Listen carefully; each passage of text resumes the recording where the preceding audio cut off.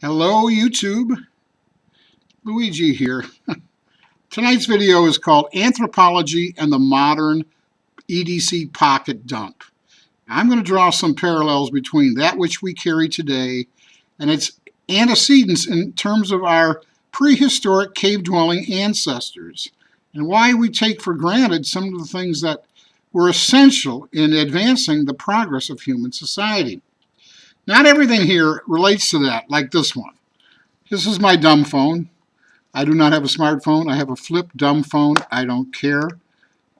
This works fine for me. It makes phone calls. Concomitant with my dumb phone is a hands-free earpiece. Loops over the ear. It works fine. I really do not like holding a phone. I like hands-free so I can do other things while I'm listening to somebody yak away at me. Now, this is a Bic. This is a Zippo lighter, my favorite Zippo, in a black crinkled steel finish. What's different about this other than its finish? It has a butane insert.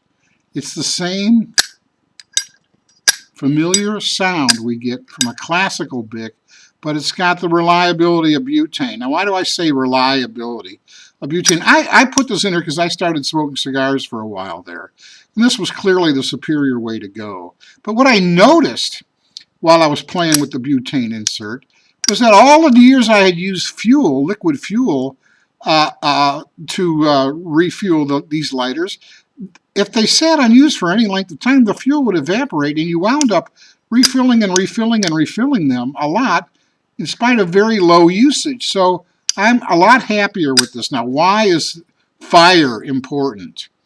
Our cave-dwelling ancestors would have given their left nut to have fire on demand.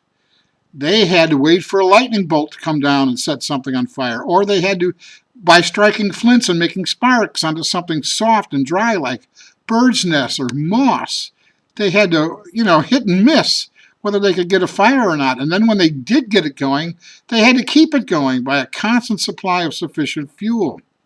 Today, we have disposable fire. We have Bic lighters that we throw away. So something that was so essential to the progress of societal evolution, we just take so casually and throw them away today.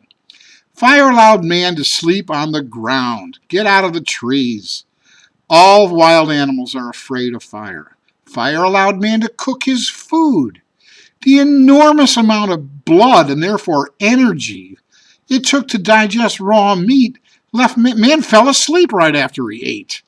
This freed him up in terms of time and productivity and further advanced society. It was fire that led to the harnessing of steam. It was steam that led to the Industrial Revolution. So you can see that which we take for granted and have in a disposable form, fire is essential to the society we enjoy today. Fire. Now, back in those days, a knife was probably man's first tool. He chipped away at an edge with flint till he got something sharp enough to skin an animal with. And he was able to wear furs in harsh climates. So there's something primal that goes back to our roots as guys, why we like knives. It's the first tool, and we keep going back to these. This is a $6 Chinese knife, and the only reason I'm showing it to you here today is because it's today's day in the rotation. Am I ashamed of this? Not at all. For $6, look at the ergos on this. Look at the Keychain insert grip. It's spring assisted. It's just, man, I'm very pleased with it. Okay, my $6 knife. These are my keys.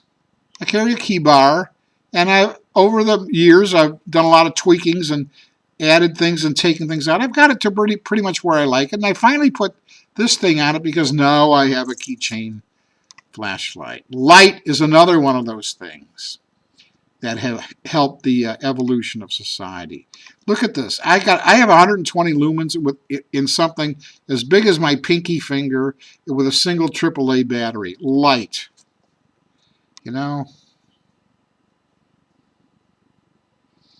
So I think it's essential to carry these things that are essential to life. like fire, like light, like an edged tool, like a knife. This is a, I don't always wear this. I was able to turn a Spyderco square head into a quick release neck knife. Okay? This is of my own invention. I'm not saying it's really elegant. I am saying it works. And when I put this on here, I discovered what you lanyard people already knew, that this big thing on the end of this greatly increased the grip and control of an otherwise tiny, skinny little knife. So I solved two birds at one stone. I made it wearable, and I made it far more utile, far more usable. So that's a neck knife. This is a Charlie changer. You all know what these are. It keeps your coins from scratching up the bolsters on your knife in your pocket. Keeps them separated. What else do we have here? This is a Casio Inceptor, an atomic watch. It has no crown. You cannot set the time. All you do is program it for your time zone. It does everything else. It refreshes itself every night, overnight, by a radio signal or a satellite signal, something. And that's how it does it. It keeps time so precisely that when the second hand gets up to the 12, if you happen to be looking at your cell phone or your computer and this at the same moment, all 3 minutes will change at the same instant when that gets it, because they're all refreshed from the same source. I like having precise time on my wrist. I do not like a watch that loses 2 minutes a month. I don't think that's accurate. Not accurate enough for me. Okay, I have a, what is this, a wallet, card carrier. I have one of these little thin leather things. It's thin, it's easy in the pocket. I used to carry these, oh man, I went through 2 of them. These Illuma wallets, and they all fail the same way. The hinges break. I don't care if you can drive a truck over it. I don't think they're worth a shit. This is what I carry. This money clip. This is my money clip. Well, is it really? It's kind of a backup knife. It's the Boker Subcom Titan. Looks like a gentleman's money clip. No one would ever think you're carrying a weapon. I mean, if you pull this out in the grocery store to pay your bill, no one's going to shriek and say, oh my God, he's got a knife, because it doesn't look like a knife. So if I have a few dollars on me, folding money, I have this with me. The truth is I have only used it outside, away from home, once as a knife, because for some reason I forgot to carry a full-size knife with me that day. But I was glad to have it. So what else we got here? This. Every architect has a favorite pencil, and this is mine. It says Staples here on the clip, but I think it's made by Kohinoor or somebody who makes, or Pentel. Kohinoor or Pentel. Now I want you to see the point on this. This is not a 0.5, it's not a 0.7, it's not a 0.9, it's a 1.3. It's a thick, bold, I have a heavy hand, and I know how to lay the lead down, whether I'm lettering or whether I'm sketching. This is a great sketching pencil, and it's good for me. It's got these, they finally got into this, it's got these replaceable erasers.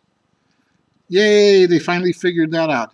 And that's it. So this is pretty much what I will carry on any given day. Show me what you got. Always interested. I really am.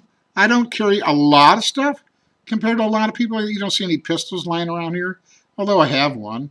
I don't. I let my concealed carry permit expire, and I'm on the fence as to whether I want to renew it again. Anyway, this is what I've got. Sort of a snapshot into my life, and I hope you enjoyed it. Take good care, everybody. Stay safe, and God bless you. Bye-bye.